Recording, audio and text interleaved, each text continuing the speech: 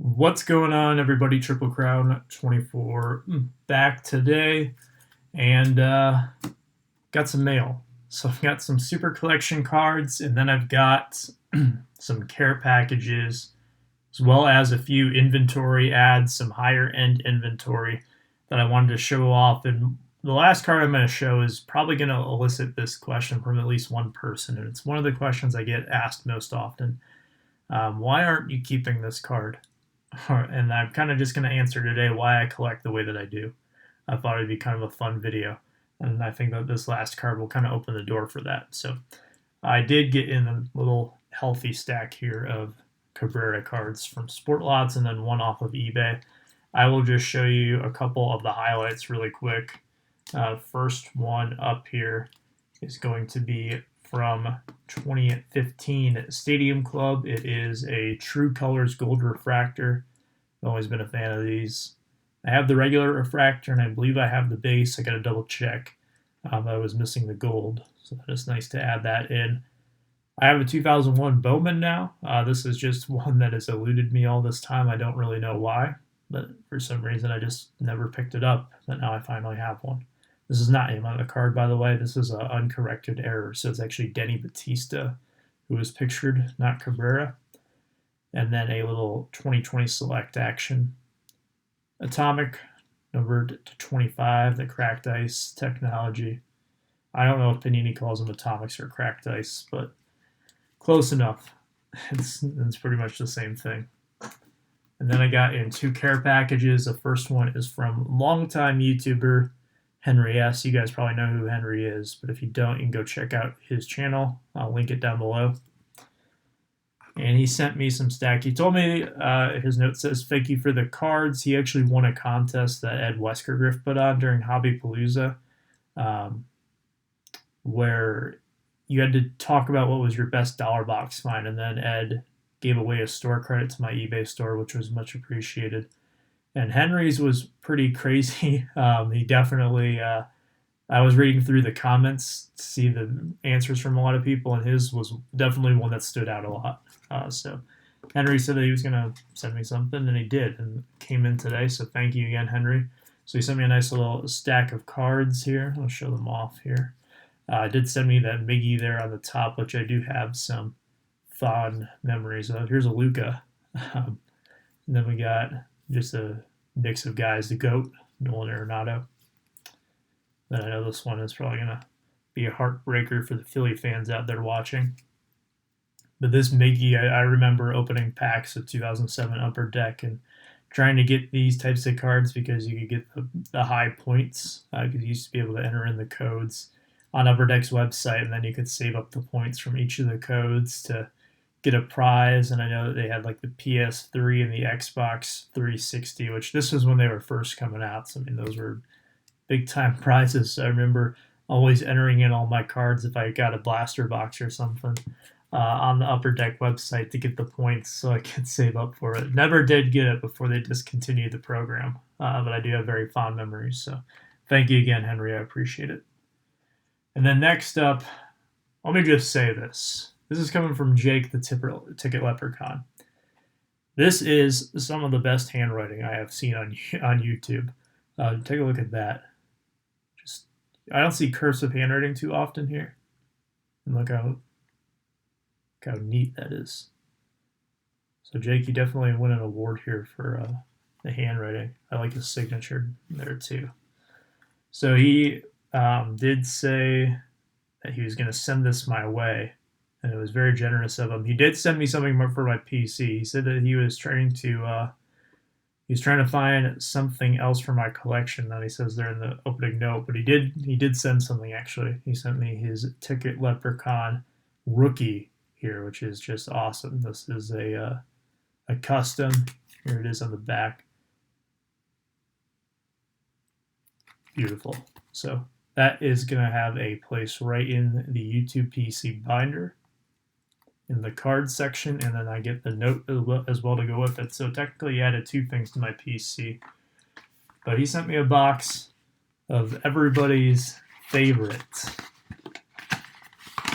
Shore Griffies. So he donated these to me because he knows I've been making the Project TC24 Customs, which is something that is kind of taken off much more than I expected. I made this card one day as a joke, and people really liked it, and they wanted to know if I would do one for them. So it's kind of evolved into this now. But yeah, so I made my custom Miggy, and these ones will be used to make more customs in the future. So thank you, Jake, for your donation. All right, moving along to my inventory ads today. I believe I misplaced 2 of the cards, and that's not good. There they are. The first one I actually got in today, this is coming from another fellow YouTuber, Mike, over at Baseball Collector. He sent me this card that we did a little trade for. It's a Christian Yelich PSA Gem Mint 10. 2013 Topps update, so we came to a deal. I had a 9, so we kind of worked out a partial cash, partial card trade. So I got this in today, so thanks, Mike. Already in a perfect fit sleeve, which is definitely awesome. And then I added these 2 cards last week. Now on Blowout, I will see a lot of times where people will put up quick sales or need cash fast sales. But generally, most of the time, those are the ones that are priced the most, let's say, unrealistic, to be nice. And it's always funny how that works out. But this was a case where this was just a regular old sales post, and this guy had these 2 cards up. I sent him an offer that I thought there was no way he was going to accept it. And then he said, yeah, sure, I'll do that. And then sure enough, I think they came in on Saturday or something. So I was very lucky, in my opinion, that he took that offer, and I'm very happy to have these in the inventory now. So this first one is a Reggie Jackson. This is the Greats subset from Flawless Dual Patch Auto, number 5 of 5, Sapphire Parallel. 2016 Flawless, which I believe is the inaugural year of that product for baseball. So really cool Reggie auto there with the California Angels. And I think this is the one that is going to elicit that question I was mentioning earlier. I did add this 2018, had to cheat, Century Materials Ty Cobb Bat Relic number 10. Now, I've always praised Panini on the job that they do with their relics, especially on these old school players. I believe this is the first time I've ever owned a Ty Cobb relic of any kind. And I'm going to put it up on screen here. So, yes, I am a Tigers fan, as you can probably guess from the background if you don't know me. I do love my Tigers. And I know that some people probably ask, well, why would you not keep this for your collection if you don't have a Ty Cobb bat relic, you've never owned one? And really, the answer to it is a story that I'm going to tell here. This is probably going to end up being a longer video, but hey, I mentioned it in the last video. That's what happens every single time. So when I did my first show in the first big, major show that I've ever done, I was set up next to these 2 dealers who were very experienced. And we were kind of talking about, do you still collect? And in terms of me still collecting, they wanted to know a little bit. And I said, yeah, I do, but I'm really focused. There's only really one guy that I collect, and I really can let the rest go. And they said, well, that's good. And you have to be able to do that as a dealer. And one of the guys who I was talking with is we're talking about this emotional connection maybe that you develop with picking up certain cards. So is my collection solely Miguel Cabrera cards? I would say no. I mean, I have cards that were gifted to me that are not Miguel Cabrera cards that I do keep. And then there are certain ones that just have stories behind them where they are now a part of my collection. Now, will I move them one day? A card like this, probably not. A card like this, we'll see. But I have a connection to these 2 cards. So although they don't really fit my criteria for my PC, I have a story that goes along with them. And that's why they're in my PC. And that's kind of one of the things that I try to do as a seller is to enhance the buying experience. I want to make sure that if you buy from me, it is a memorable experience in some way, whether it's just that it was very well packaged. Maybe I included an extra or something. Maybe our just talk about connecting with the hobby, just chatting about the hobby, chatting about sports, chatting about life, whatever it really may be. That's what I like to do because it really establishes that connection and it adds that story to it. It adds that sentimental value to it.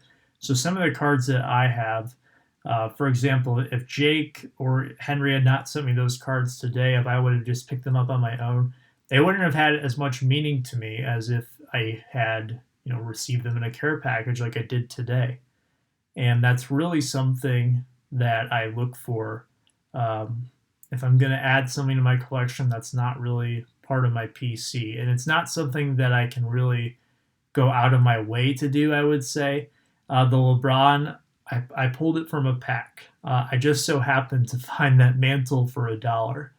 It's it's things that kind of just happened, and it was circumstances were right, and then kind of progressed from there. So that's really what is the criteria for me to keep something that's not Cabrera related. And if I kept a lot of the stuff that I wanted to as a dealer, I would probably not be able to deal cards anymore. I'd probably just have to try to flip as much as I could to support my hobby. But that's not really what I do. I mean, my job at the end of the day, I have to make money.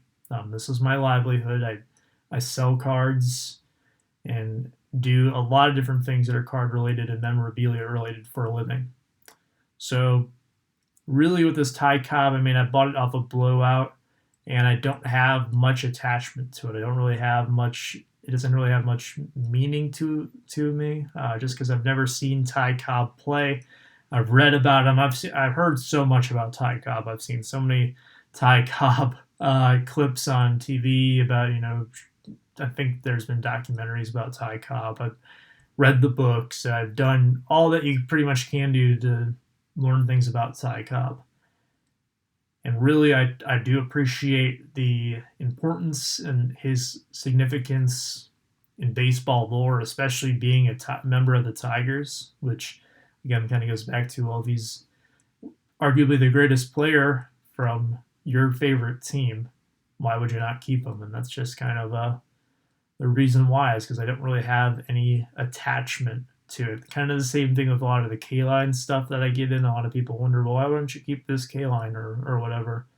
Why wouldn't you keep your Bowman Chrome Casey Mize autograph that you got or your Bowman's Best? Well, it's just because I don't really have that kind of attachment to those guys. Now, it's different. It's kind of a card-by-card basis of how that comes to be, but for inventory purposes, it's got to be something really special like the LeBron or the mantle to kind of get that permanent place in my PC where I'm not actively putting it in the store and trying to move it. So that kind of answers that question. I've never really been able to connect with a player like Cabrera. There are some, like Curtis Granderson. You guys know I'm a huge fan of Granderson. And I do pick up his cards from time to time. It's just not as focused as Cabrera. And more so his cards are more of a build that collection around the experiences. And this dealer who I was talking to at the time has a 2-row box where his entire collection fits into that 2-row box. And he says that you can pull out any item in there and he'll tell you the story of how he got it, which I thought was really cool. And it's something that kind of shaped my perspective on how I wanted to kind of move forward with my collection. Now, do I still pretty much pick up any Cabrera card that I don't have that's under the sun? Of course I do. But I do really value those that have that extra sentimental value to them. And I made a whole video on that, so I won't go too much more into that. But yeah, that's kind of my answer to that question. I thought it was something that was interesting, and I thought now was an appropriate time to kind of talk about it. So thank you again to Henry and Jake, and thank you, Mike, for the trade as well. So sure to check those guys out. I'll talk to you guys soon. Have a good one.